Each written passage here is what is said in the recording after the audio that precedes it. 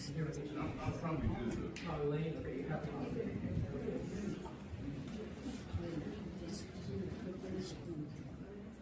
Thank you, Hank.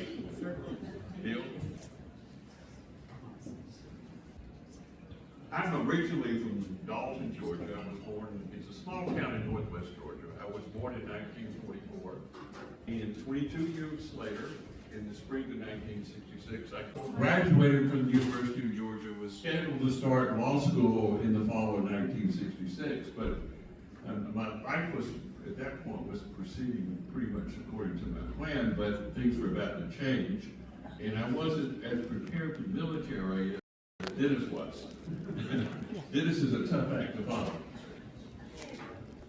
In 1966, when I graduated, we were having the highest draft calls in the history of the Vietnam War, and the public was absorbed by news about the war. In 1966, according to the charts, the Battle of the Green Berets was the #1 song for the year. The best-selling book was The Green Berets. And the movie, The Green Berets, with John Wayne, was in production for The Green Berets. And it would be the movie of the year in the year in which it was released. So, I graduated in June, and in August of 1966, while I was waiting on my September class day for law school, a member of the local draft board told my father I was going to be drafted in October. So I had a September class day from law school and an October draft day. So I notified the law school that I couldn't attend, and I started looking into officer candidate programs. I had only 2 months to make a decision before I was drafted. I talked to the Navy, I talked to the Air Force, and I talked to the Army, and only the Army could guarantee me that my application would be processed within 2 months. The others told me it would be 3 or 4 months or longer. So I was off to the Army. In return for my commitment to the Army, I got a one-way bus ticket to Fort Benning, Georgia. Fort Benning, the name of Fort Benning has been changed to Fort Moore, but it was Fort Benning when I was there, and it will always be Fort Benning to me, so I'm going to refer to it that way. I arrived at Fort Benning for 2 months of basic training, then I had 2 months of advanced infantry training at Fort McClellan, Alabama, and then I enrolled in the Officer Candidate School, which was a 6-month course.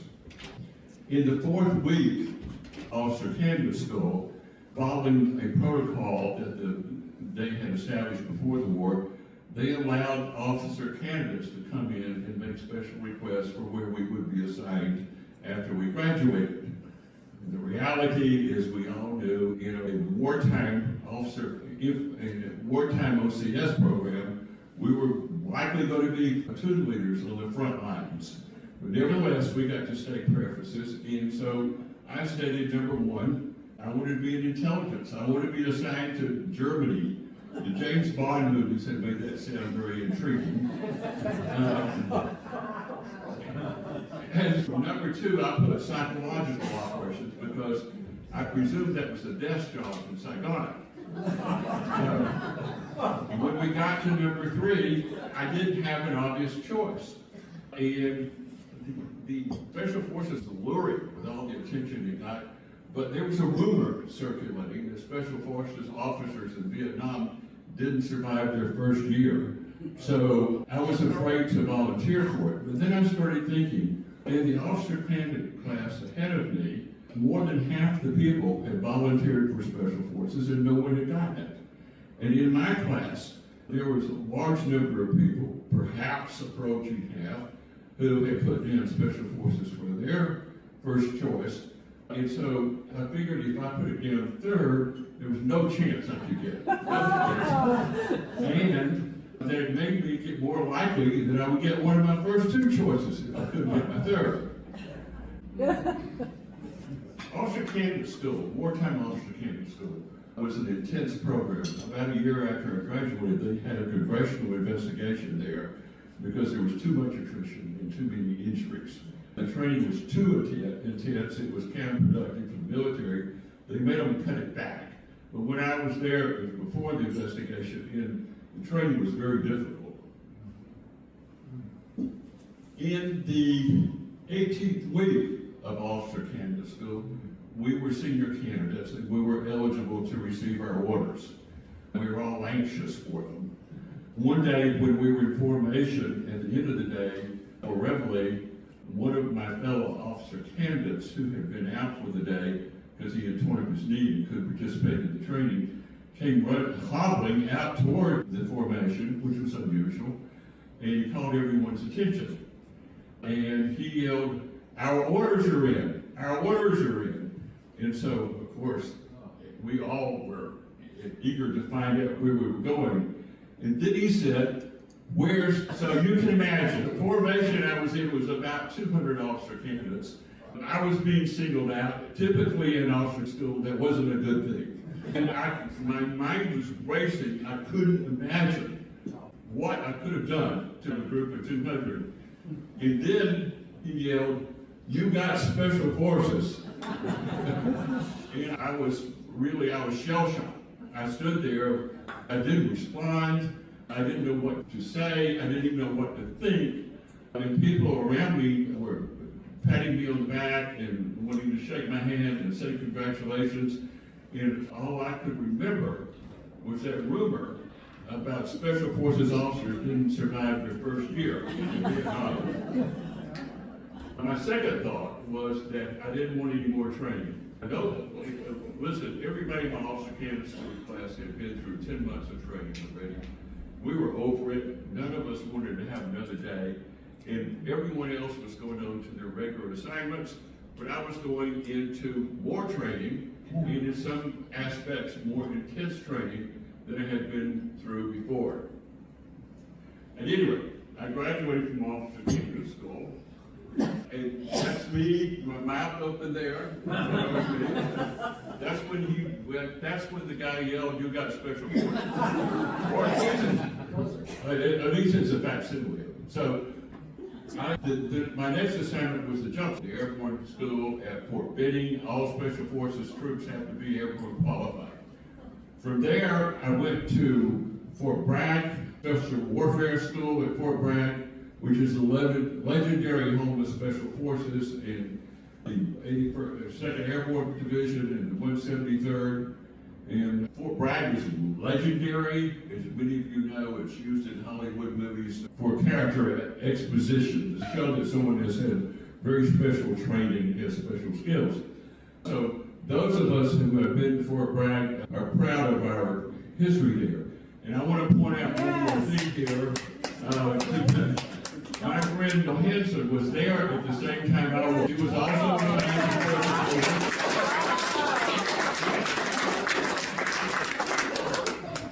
in Noel was in the medical corps and I was in field training, so we didn't know each other. But when we spoke here, we realized that we were there at overlapping times. We graduated from school at the same time. I think we're probably the same age.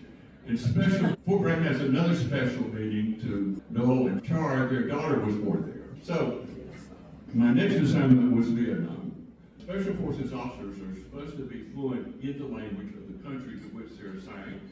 And I was supposed to go to the language school in Monterey, up the coast, to learn to speak Vietnamese. But they were short of officers in Vietnam, and they had a program where they allowed us to skip that year of language training in return for getting out of the service early, and I took that. My ambition was still to go to law school. My assignment in Vietnam, let me mention a couple of things. I'm using the term Special Forces and Green Beret. The reason for that is that they are interchangeable.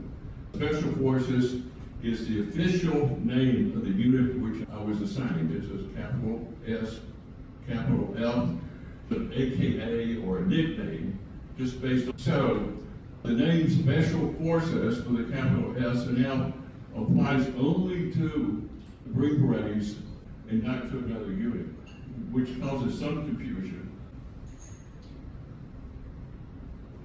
Special Forces also has special terminology. The conventional Army has divisions, battalions, companies, platoons, and squads, but Special Forces has only A, B, and C companies. The A teams, which were the ones you typically hear about, are the ones who fought. I was assigned to an A team almost the entire time I was in Vietnam. And all A team operations were small team operations. It says here, because I got this off the internet, that there were usually 8 to 12 men assigned to, but the reality, when I was there, they were short of personnel. We never had more than 8 or less than 7. So most of our operations were behind enemy lines. I spent more time in Cambodia than I did in Vietnam. The next level up from an A team was a B team, and the B teams just were the support organizations for the A teams. As you know, even in a war, the people who are in the military aren't actually on the front lines fighting, they're in support roles. The B team played a very important role because they provided logistics and supply and intelligence to us, and they coordinated with other military units. We only coordinated with other military units through the B team. There was a C team, it was a high-level command and control, the only one in Vietnam. That picture of you? Oh yeah, that's me. That's me. Actually, that photo was one of the few I have. Yeah. Of course, we didn't have cell phones. That's me on a Special Forces A team in Vietnam, out in the field. A little terminology to help with my explaining things is the South Vietnamese Army they were our allies. We were fighting for them, and they were called ARVN. And ARVN stands for Army of the Republic of Vietnam. The enemy with the North Vietnamese Army were NVA and the Viet Cong, who were VC. When I arrived in Vietnam, it was right after the Tet offensive. Probably many of you, most of you, remember Tet. It was the height of the Vietnam War, and it's when the NVA and VC had attacks against military installations all over South Vietnam. I got there right after Tet, and the military learned 2 big lessons from Tet. Number one is that they were capable, the enemy was capable of having these big operations, and that the next one they were planning was an attack on Saigon. The second lesson we learned is that we had to give more support to the South Vietnamese units. They frequently lost battles and were overrun because they had no access to air power and artillery the way American units did. When I was assigned to an A team, I was assigned to one in a position to play a major role in addressing both of those problems. Problem number one, we were the first line of defense against an attack on Saigon. If you look at this in white is Vietnam. Many of you know Vietnam's a long, narrow country, and Saigon is in Three-Quarter, very near where the Mekong River comes out of Cambodia. My A team was located right on the Cambodian border and right where the Mekong comes out. When the North Vietnamese were shipping soldiers and supplies to Three-Quarter, they were more likely to use the Mekong River system than they were the Ho Chi Minh Trail, because the Ho Chi Minh Trail was so long. It was truly a trail, it wasn't a road. And we interdicted it, of course. It was very complicated for them to get supplies across that full 800-mile stretch. So instead, they brought them down through the Mekong River system. That whole area there, it was a watershed for draining water out of Southeast Asia through the Mekong River. And in the monsoon system, there was a water in South Vietnam. Sometimes it was 2 feet deep, even at level there. At any rate, our position right there on the Cambodian border and where the Mekong River comes through was designed to keep them from moving troops and supplies through to set up an operation to take Saigon. We did that a number of ways. We were small teams. We went into Cambodia. We called in airstrikes and artillery in Cambodia before they even Vietnam. The Ho Chi Minh Trail, where they still had some traffic, we went in small teams and set up. They had makeshift bridges because they had a bridge that was there very long. We would blow it up. They didn't last very long. We even went in one night and put explosives on the bridge that was guarded. They weren't paying attention and they didn't see us. And we planted the explosions and then set them off remotely. And then we had to get the hell out of there because they obviously knew we were there and they were not happy. This is a better thing. This is a better slide of my area of responsibility there, or my A-Team's area.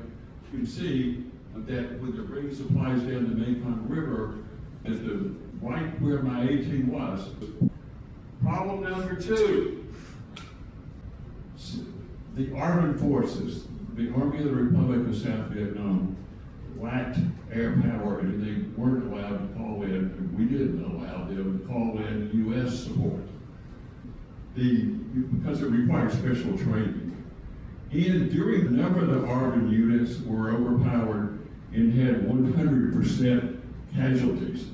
And what I mean by this is that they were in conflicts with North Vietnamese Army. They were overrun, and the North Vietnamese Army didn't take prisoners. They had no facility for them. They had no way to house them. They had no way to transport them. They had no way to care for them. So when they overran the South Vietnamese position, they killed everybody. There was never a survivor.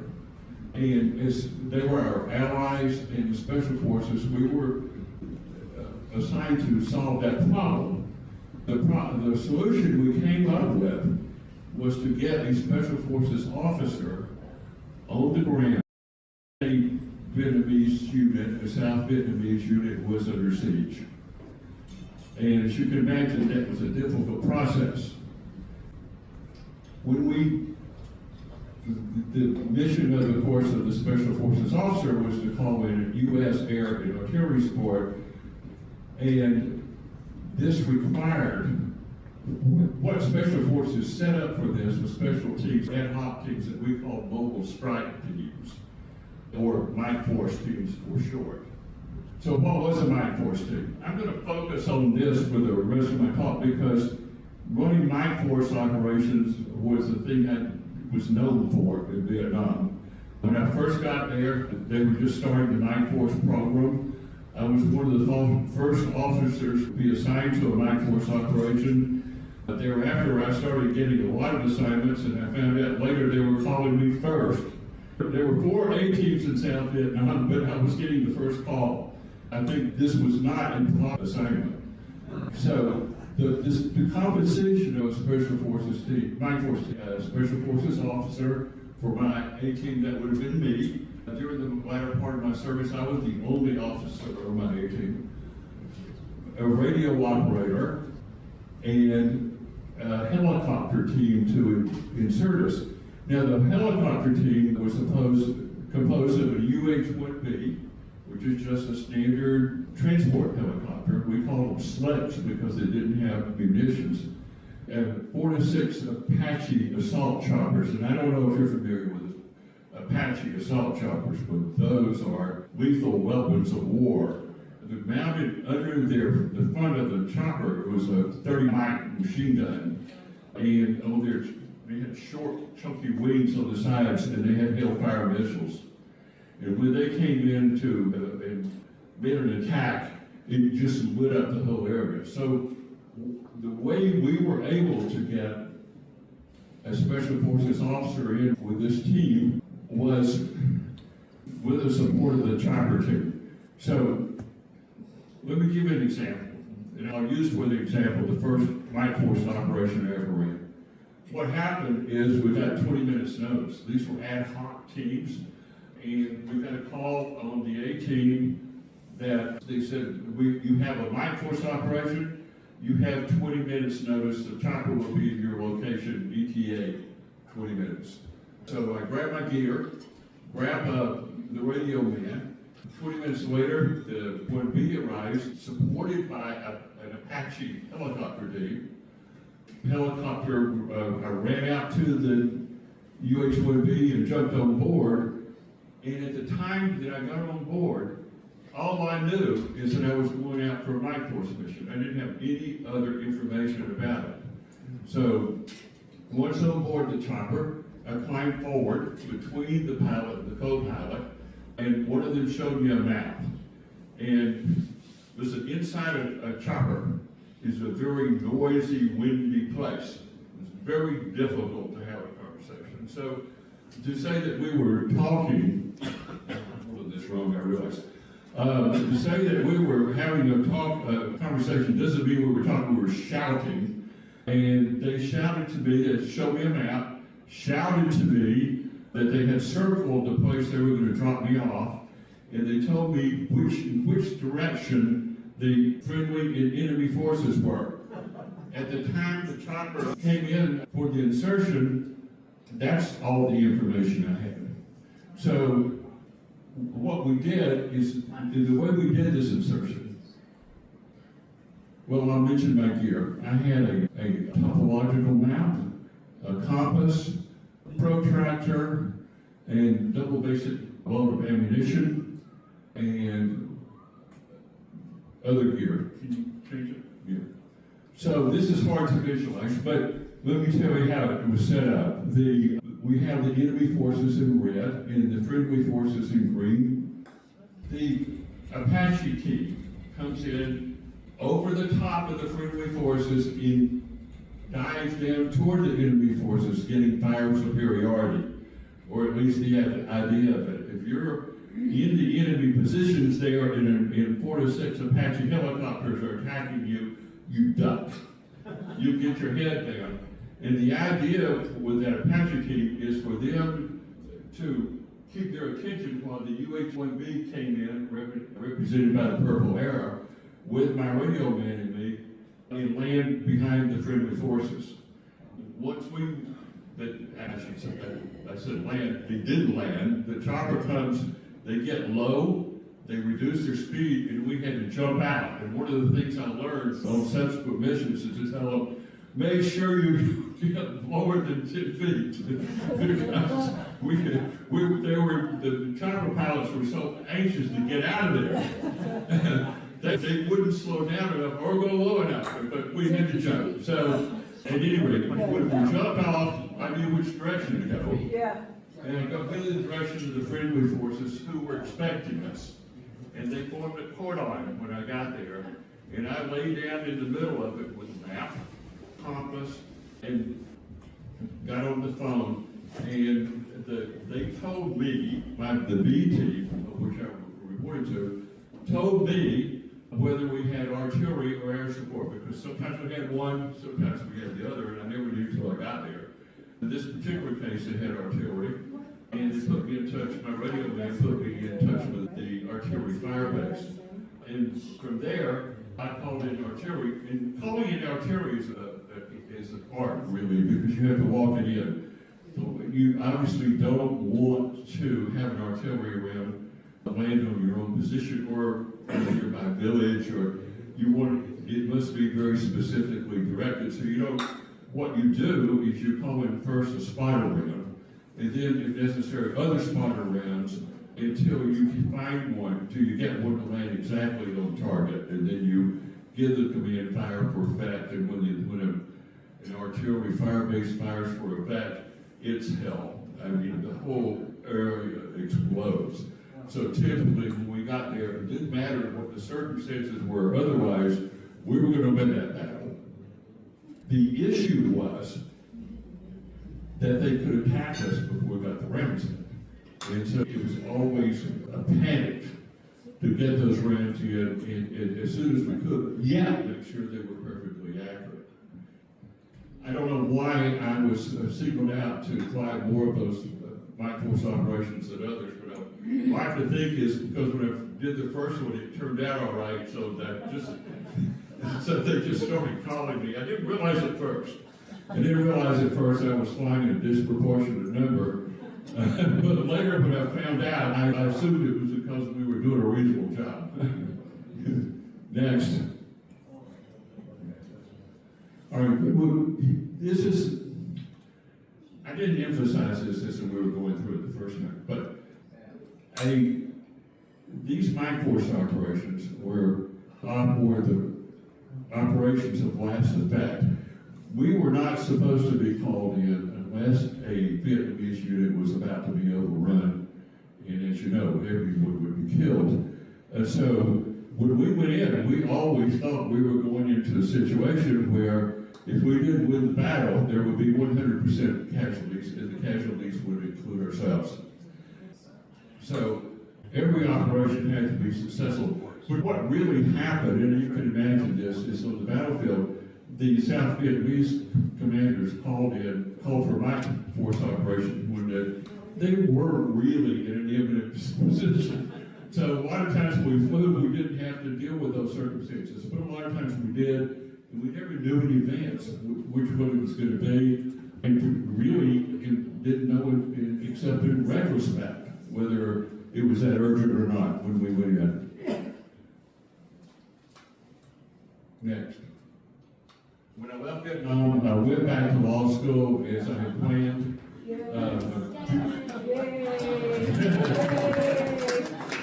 A few years later, I started my law firm, and we limited our practice to securities and antitrust. We had offices in Atlanta and New York. We had 25 attorneys at our height. And in 2015, I retired and moved to Florida. A side note, when I was 40 years old, practicing law and going through my midlife crisis, I wanted to do something creative. So I wrote a screenplay, and CBS picked it up, made it a CBS Movie of the Week. It was the most watched TV movie for that year, and it ended up being shown in 136 countries. If you look on the right side, it says written by Martin Chitwood and co-produced by Martin Chitwood and another. So that was just a diversion, and during that time I was also practicing law. These are stories that were run in my hometown newspaper. The first one, Martin Chitwood highest score in court bidding test. That was the PCPT test. Does anyone here ever take the PCPT test? Okay, yes, Diana did. So it's a physical combat proficiency test. I had 4 training stops where we had the PCPT test. I won it in 3 of them, including an officer candidate school.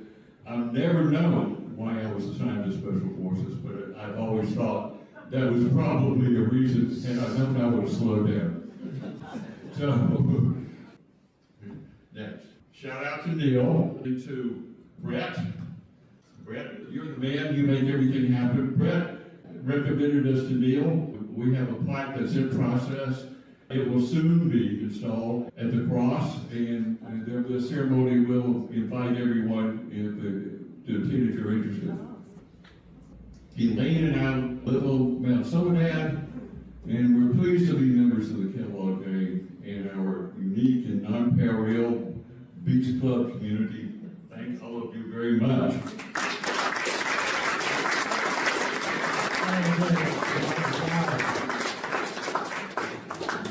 So, I know it's late. If people have questions for Martin, maybe a couple of questions.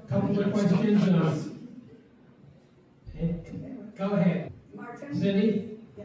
How many of those stories did you do? The special 22. Yeah, 22. And I didn't keep count, but the Army did. They had a special recognition ceremony before I left that said it was 22, so I suppose that's a number. The unique thing about that, in retrospect, is each one of them was supposed to be a life or death situation, but not all of them were, as I told you. Martin? Yes. How did you tell the difference between the friendly Vietnamese North and South? Well, that's a very difficult thing, and Jim, you and I have talked about that. It was one of the things I struggled with a lot is I didn't want to shoot somebody who was on our side. But because the Viet Cong, and to a large extent the NBA, when we were talking about the NBA arranging an attack on Saigon, what they would do is come to the border, put on civilian clothes, mix with the local population, go to Saigon and infiltrate into Saigon, and you couldn't tell who was friend and who was enemy. So we were very careful about that, but we made friends with the local village people in the area, and we used them to help us identify enemy positions. And of course, we could identify anybody who was moving supplies down the Mekong River system or the Ho Chi Minh Trail. But it was a complicated thing. And we spent a lot of time thinking about that. Brett? Hey, Mark, after your 10 weeks of your initial training, what was the extra training that you guys got when you became a special? At the Special Warfare School, well, we had two types of training. One of them is in field training. We did, for example, we did night jumps in the Appalachian Mountain with full equipment. And you see people doing, skydiving and things. That's not the way it is when you're doing a military jump. You have a main chute on your back, you have a reserve chute here, and then you carry what will be a backpack for you when you hit the ground. We sometimes were carrying 100 pounds of gear, and we jumped at night in the mountains, the Appalachian Mountains around North Carolina. So I had 18 jumps before I went to Vietnam, and they were training jumps. Another part of it was we had special forces as unconventional warfare. We were trained for all the covert operations that you hear about. I mean, Dennis revealed some of the covert things they did. We were trained by the CIA. People drove down in that era from Washington and taught us classes on things like assassinations and other things that the State Department didn't admit that we were involved in. That's part of small team operations. Did that help your serve at all? It did not. The biggest help I have had is from you, Brett. I mentioned that Brett played a part in helping us get the plaque for the Mount Summit ad, and I want to give you a special shout out, Brett. You make things happen. You're the man. Well, you're my brother in the bond, and you always will be. Best thing I learned about from Special Forces was line calls with tennis. It's close, Orange County, it's out.